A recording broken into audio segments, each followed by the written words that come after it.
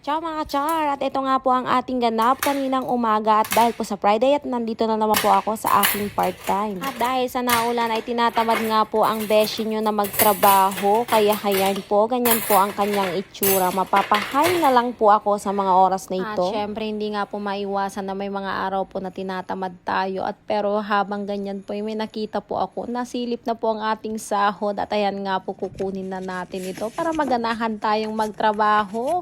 Ipapasok ko na po sa aking bulsa para naman po hindi na siya makawala. At dahil nga naibulsa ko na ang aking sahod ay hayan, naganahan nga po ako sa pagtatrabaho, naging masaya at naging mabilis na po ang ating pagkilos sa mga oras na ito. At dahil po sa caption natin ay sahod, ay about nga po sa sahod ang ating babanggitin. Nga po kapag wala kang kontrata ay nagbibigay po sila ng 10 euro per hour o kaya naman naabot na po ito ng 15 euro. Swertihan lang po talaga sa mga amo, yung mga among hindi po kuripot. Magbibigay po yan ng 12 euro hanggang 15 euro. At sa ibang part nga po ng Europe ay nagbibigay na po sila ng mas mataas o mas malaki po ang per hour. Ewan ko po ba dito sa Italia, nahuli po atang Italia o kaya talagang naghihirap na. At dito nga po ay nagtatrabaho po ako ng Martes at Biyernes ng tag-apat lamang po na oras. At halos nga po ay maglilimang taon na din po akong nagtatrabaho sa kanila. Ang dati ko pong sahod dito ay 10 euro per hour pero tinaas din po ng aking amo. Naging 12 euro per hour na po ito. Halos 2 buwan na po ako nung tinaas nila ang sahod ko. At syempre malaking pasasalamat ko na din po ito sa aking amo.